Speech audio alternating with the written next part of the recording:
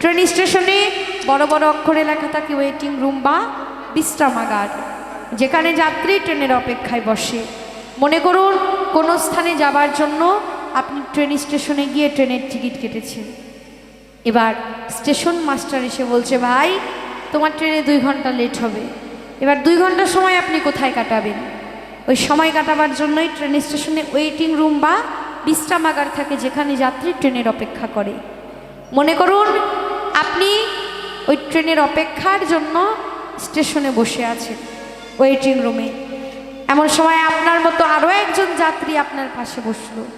দুজন কথা বললেন, পরিচয় হলো, কুটুম্বিতা হলো, কত সুখ দুঃখের গল্প করলেন। কখন যে ওই 2 ঘন্টা সময় কাটলো আপনি বুঝতে পারলেন না। 2 ঘন্টা যাবার পর স্টেশন মাস্টার এসে বলছে, ভাই তোমার ট্রেনের সময় হয়ে গেছে। তখন আপনি যার সঙ্গে কুটুম্বিতা পাতিয়েছিলেন তাকে কি বলবেন? তাকে বলবেন, ভাই তুমি তোমার টিকিট অনুযায়ী তোমার কামরায় গিয়ে বসো, আমি আমার টিকিট অনুযায়ী আমার কামরায় গিয়ে বসছি। এটাই তো বলতে হবে। যদি দুজনের ইচ্ছে থাকে একসঙ্গে যাব, তাও যাওয়া যাবে না, কারণ আলাদা আলাদা টিকিট আলাদা আলাদাভাবেই যেতে হবে। ঠিক তেমনি আমাদেরও তো ইহ জগতে কত কি সম্পর্ক, পিতা মাতা ভাই বন্ধু আত্মীয় স্বজন পাড়া প্রতিজন, কিন্তু কেউ কারো সঙ্গে যাবে না। একা একাই এসেছি, আমার একা একাই যেতে হবে। তাই বললেন, ভাই বলো বন্ধু বলো কেউ তো কারো নয়, 2-4 দিনের দেখা শোনা, পথের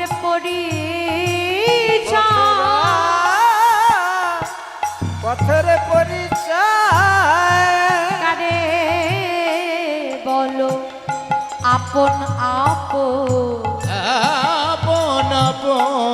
কারে লাগি কেন্দ্রে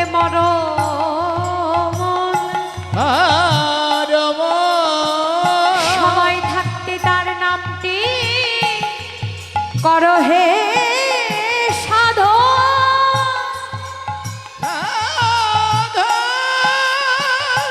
এসেছ বাণিজ্য লাভে,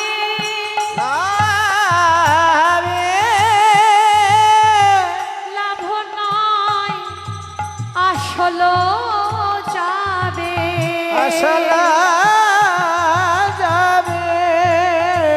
সাধু সঙ্গ কৃষ্ণ সেবা তোমার কখন বা হবে,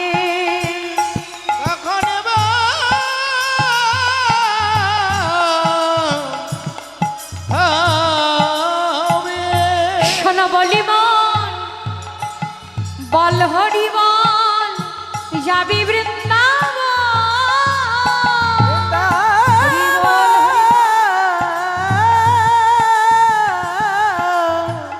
সাধু সঙ্গ কৃষ্ণ সেবা সদাই মন করো আলাপন,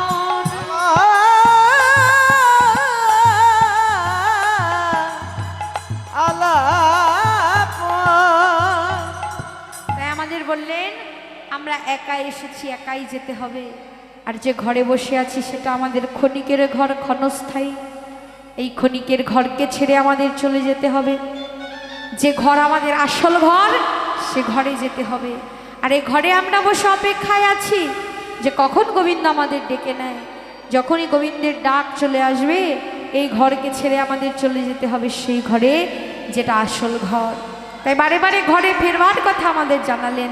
বৈষ্ণব গীতকর্তা বললেন, বলরাম দাস কহে শুনি কানাইয়ের বলরাম দাস কহে শুনি কানাইয়ের বল, বলরাম দাস কহে শুনে কানাইয়ের বল, সকল রাখালো মাঝে পড়ে উতরল, আরে সকল রাখালো মাঝে পড়ে উতরল, সকল রাখালো মাঝে পড়ে উতরল, এবার সবাই মিলে ঘরে চলো, ঘরে চলো, সবাই মিলে ঘরে চলো, এবারে সবাই মিলে ঘরে চলো, আর তো খেলার সময় নাই ভাই, সবাই মিলে ঘরে চলো, আরে আর তো খেলার সময় নাই ভাই সবাই মিলে ঘরে চলো আরে তো মেলার সময় নাই ভাই সবাই মিলে ঘরে চলো সকল রাখালো মাঝে পরে উত্তর সকল রাখাল মাঝে পরে উত্তর সকল রাখালো মাঝে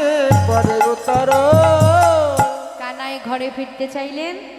শ্রীরাম বললেন, ও ভাই কানাই, ঘরে তো ফিরবো, কিন্তু নবলক্ষ ধেনুর পাল তৃণ খেতে খেতে দূর বনে গেছে, আর দ্বাদশ রাখাল তাদের পাহারা দিতে দিতে তারাও দূর বনে গেছে। এবার আমরা যদি সবাইকে একত্রিত করে ঘরে ফিরতে যাই তাহলে তো অনেক দেরি হবে। কিন্তু ভাই কানাই, তোর কাছে এমন একটা যন্ত্র আছে যাতে একবার যদি বদনে দিবা যাস সবাই একসঙ্গে একত্রিত হয়ে যাবে।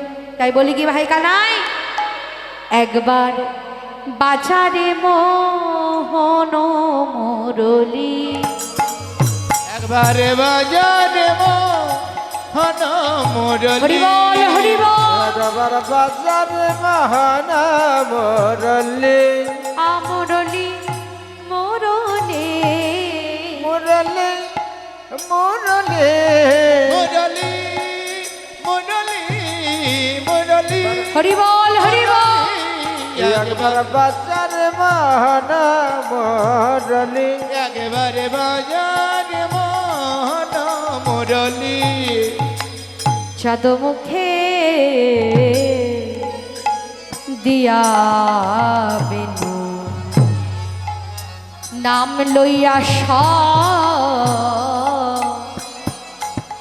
ধেনু রে, এবার সাদ মুখে দিয়াবেন নাম ধরে ধরে ধেনু রে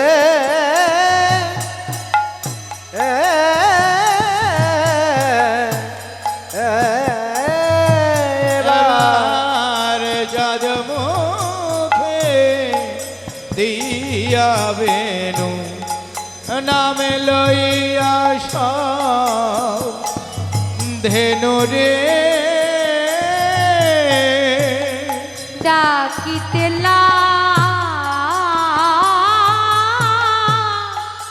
গিল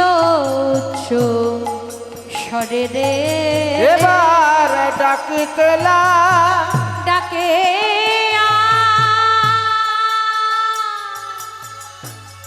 ডাকে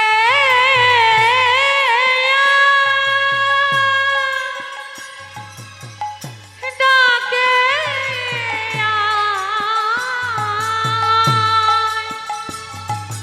ডাকে ডাকে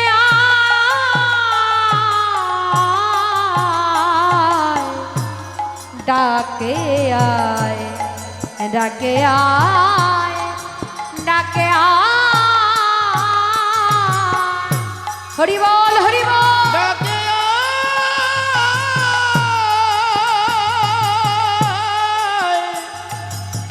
ডাকে আয়,